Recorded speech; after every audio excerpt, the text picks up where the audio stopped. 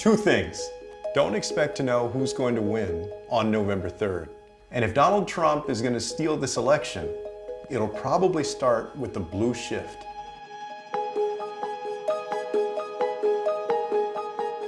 The blue shift sounds like a Smurf migration.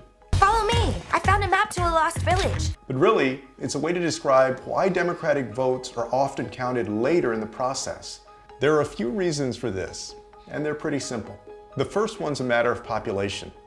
Liberty, a bright red county in Florida, has about 8,400 people in it. Broward, a deep blue county, has almost 2 million. Which do you think is going to finish counting first? Reason number two is mail ballots.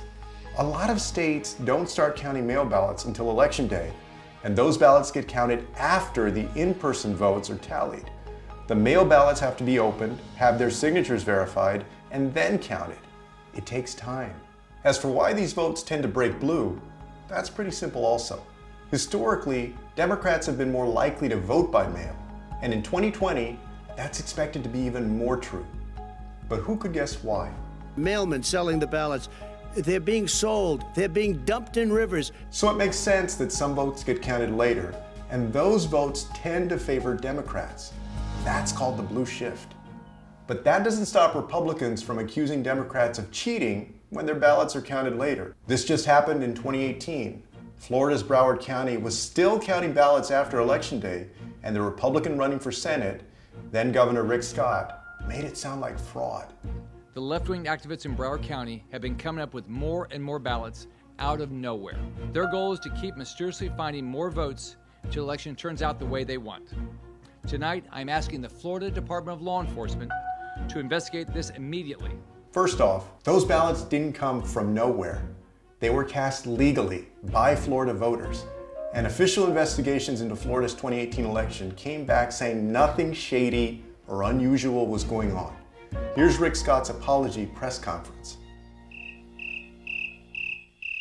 President Trump got in on the action, tweeting 10 times to complain or spread conspiracy theories about the election.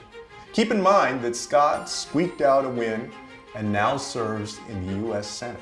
If that's the kind of malarkey Republicans pull when they win, imagine what Trump will do if it looks like he's going to lose. What they were playing into is called the Red Mirage, which sounds like a supervillain, and it's just as insidious. Is it the good kind of bad or bad kind of bad? On election night, there's a real possibility that the data will show Republicans leading early, before all the votes are counted. Then they could pretend something sinister is going on when the counts change in Democrats' favor. Rick Scott's accusations were a dry run for this tactic. No ragtag group of liberal activists or lawyers from D.C. will be allowed to steal this election from the voters in this great state. Some members of the GOP are already gearing up for this strategy. They're referring to Election Day as game day, as if legal votes counted later shouldn't count. Everything is about getting people out to vote on the 3rd because they understand once the bold red predicate, the bold red fact of Trump's victory on the evening of the 3rd of real votes, those are votes that take place on game day, that they're going to be tough to reverse. The danger is Trump declares victory on election night before the votes are all counted. Then he argues that late counted ballots are somehow fraudulent and launches a legal fight in the swing states he lost to get these legitimate votes discounted. He's already refused to say he'll accept the results, unless he wins, of course. The only way they can take this election away from us is if this is a rigged election. Could he win in the courts? It actually doesn't matter. They could delay things long enough for the vote counting and certification deadlines to expire, then argue the count should be stopped, not unlike Florida in the 2000 election.